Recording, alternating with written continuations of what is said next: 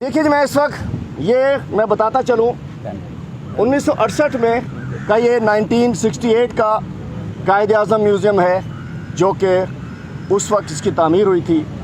इसे flag staff house लिए कहते हैं कि यहाँ पहले आर्मी का था। ये कायद आज़म ने 1943 में कराची के साबिक मेयर सोराब कैटरिक काउसजी से 1,15,000 में ख़रीदा था, जिसे ख़ुद काउसजी ने रामचंद हंस से 1922 में ख़रीदा था। 1948 में कायद आज़म की हमारी बहन फातिमा जिन्ना इस घर मुंतकिल हुई थी, नादर मिल्लत। 18 साल इसी घर में रहीं और उन्होंने इंतखाबी मुहिम भी अब इसी घर से चलाई। कायद आज़म ट्रस्ट ने इस घर को नीलाम करने के लिए अखबारात में इश्तहार दिए। ट्रस्ट में भी उस वक्त ऐसे ही कोई पोते नवासे, कोई कायद आज़म जैसे ये कोई बनी हुई है हेरिटेज, पता नहीं क्या कह रहे हैं, उस वक्त भी ट्रस्ट ने नीलाम करने के लिए इश्तहार दिया। कायद आज़म ट्रस्ट ने इस मकान इश्तहार दिया तो इसे 1985 में उसका हाई कोर्ट ने नोटिस लिया था। उस वक्त की हुकूमत से कहा कि इसको ख़रीद के इसको कौमी विरसा करार दे दो। उस वक्त भी ऐसे ही कुछ लोग पैदा हुए थे जिन्होंने इसका इश्तहार दिया था, और उसके बाद गवर्नमेंट ऑफ पाकिस्तान ने 55 लाख में ख़रीद के इसको कौमी विरसा नेशनल हेरिटेज डिक्लेयर कर दिया। 1993 में मरम्मत मुकम्मल होने के बाद सारा सामान महत्ता पैलेस से यहाँ मुंतकिल किया करके इसे कायद आज़म हाउस म्यूज़ियम का नाम दे दिया गया। माशाल्लाह, फिर 18वीं तरमीम बेच दे नहीं होता, वो किस पे OLX पे होता है, हर चीज़ बेच दे। फिर 18वीं तरमीम आ गई, फिर साईं सरकार की हुकूमत आ गई, फिर लक्कड़ हज़म पत्थर हज़म हो गया, हर चीज़ कार्रवाई डाल दो।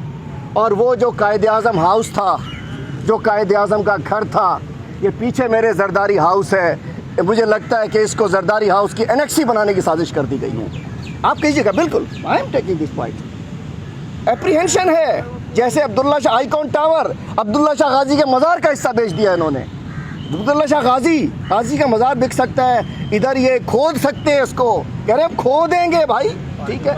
अब आइए जी, उसके बाद ये तकरीबन 10,241 उसका गज का ये घर है, और इसमें आपने सारा देख ही लिया है, बेडरूम्स हैं, सारा कुछ है। इसके अलावा मैं आगे आता हूँ कि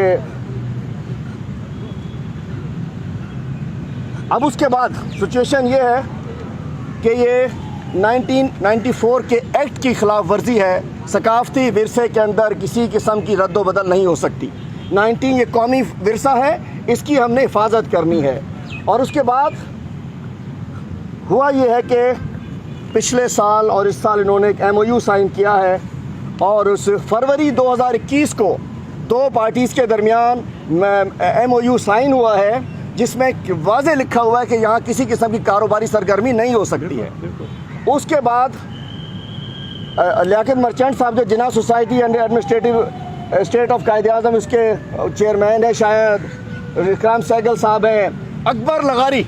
अब आइए असल बंदे के नाम, ये डेस्क चोर अकबर लगारी, जिसने अभी डेस्कें चोरी की हैं। 5,500 की डेस्क इसने 29,000 के अंदर ली है। इसने अकबर लगारी में बताऊं आपको, इन्होंने क्या किया है, उमरकोट का किला तबाह कर दिया। दुकानों का किराया सरदार शाह के पास आता है, वजीर आला हाउस में जाता है। इन्होंने भंभौर को तबाह कर दिया, मकली की कब्रों से इन्होंने पैसा उठाया।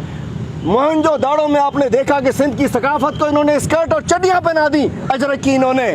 मोहनजो दाड़ो में सकाफत खाते ने इसी बिलावल जरदारी सामने बैठे थे, और हमारे कल्चर, हमारी सकाफत, वो बता रहा हूँ आगे, हमारी सकाफत का जनाजा निकाला जा रहा था।